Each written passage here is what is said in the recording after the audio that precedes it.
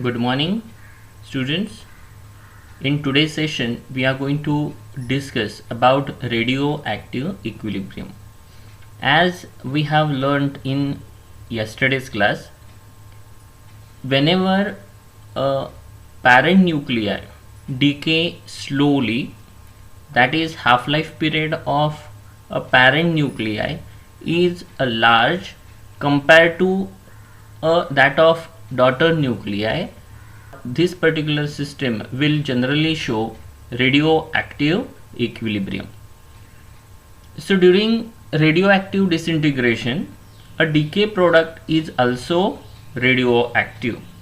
That is, a daughter nuclei is also radioactive.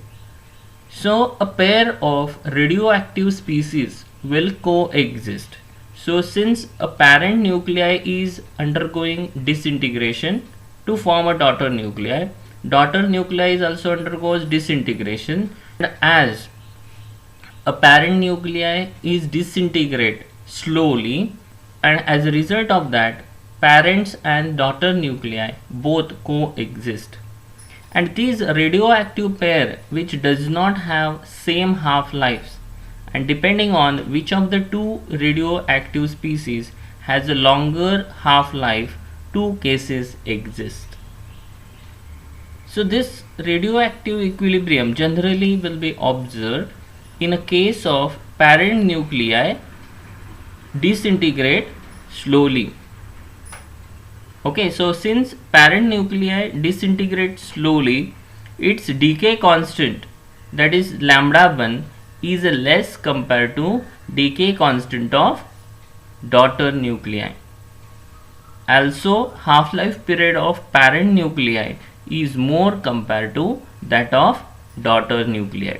So whatever radioactive equilibrium today we are going to learn, it is entirely a case where parent nuclei decay very slowly compared to daughter nuclei.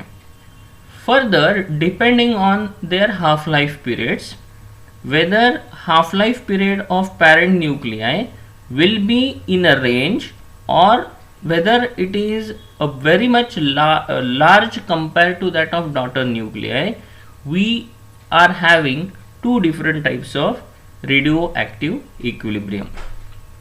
The first radioactive equilibrium will be transient equilibrium. So this transient equilibrium, in which parent's half-life is greater than that of daughter in the transient equilibrium. Here the parent's half-life period will be in a range of daughter's half-life period. Means if suppose a daughter's half-life period, if it is multiplied say 6 to 7 times, then we may get its parent's half-life period. It is something like this. If we compare these examples, thorium 234 undergoes beta decay to form Pa234, which again undergoes beta decay to form a product, and which further undergoes disintegration. Now here you observe the half-life period of parent nuclei is 24.1 days and that of daughter nuclei is 1.18 minutes. The time taken by a parent nuclei to disintegrate is large compared to that of daughter nuclei, but this will be in a range, means it is not too high. Means if we are comparing these two values, minutes and days, it will come in the this, so it will be comes in the range. Okay, if we observe other examples as well, we observe the same thing, like barium 140 undergoes beta decay to form lanthanum 140, further undergoes beta decay to form cerium 140. The half-life period of parent nuclei is 12.8 days and that of daughter nuclei is 40 hours. So if we observe once again, we see that the time taken by parents nuclei to decay will be in a range. It is not too high compared to that of daughter nuclei's half-life period. So graphically, when we plot a graph of activity versus time for such transient equilibrium, the nature of graph will be seen as shown in this screen. So here we are going to consider the example of barium 140 undergoes beta decay to form lanthanum 140, which again further undergoes beta decay to form cerium 140. As barium has a half-life period 12.8 days and lanthanum, that is a daughter nuclei's half-life period, is 40 hours. So the nature of graph will be shown or will be seen as it is.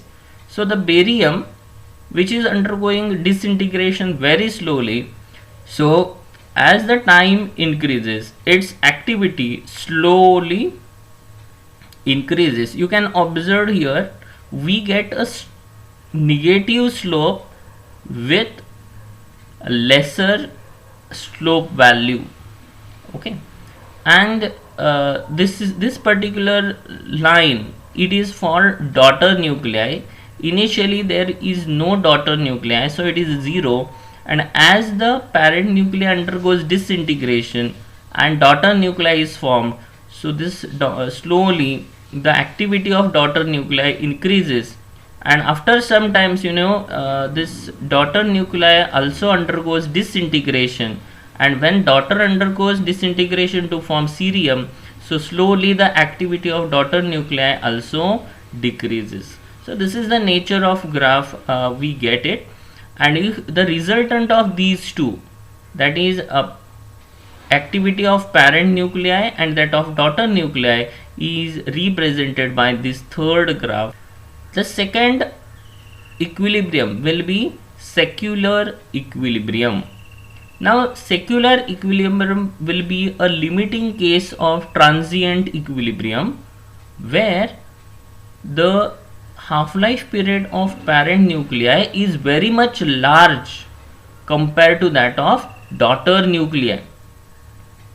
So secular equilibrium is a state arise when radioactive parent element is longer lived than the daughter, and the activity of parent does not fall or decrease measurably during many daughter lives. The meaning of this is the parent nuclei's half-life period is very much large, and as it is very much large with respect to time, the activity of parent nuclei does not decrease noticeably, and this particular activity of parent nuclei, whatever is going to decrease, it will not measurable.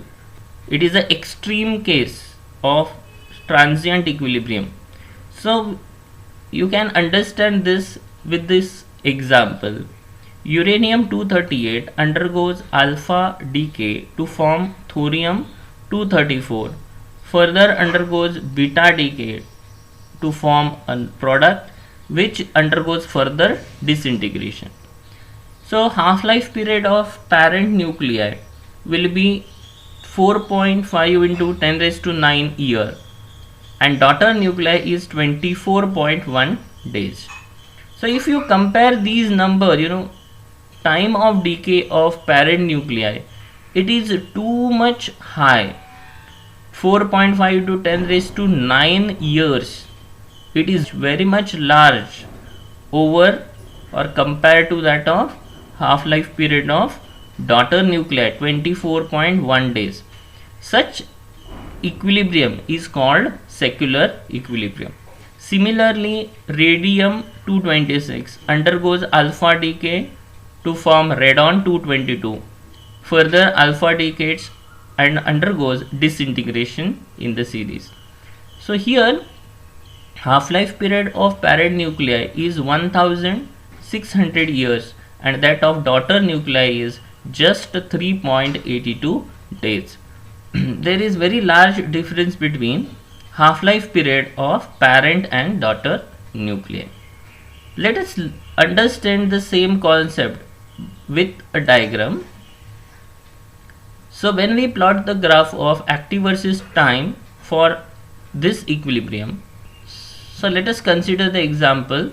Strontium 90 undergoes beta emission to form yttrium 90 undergoes beta emission to form zirconium 90.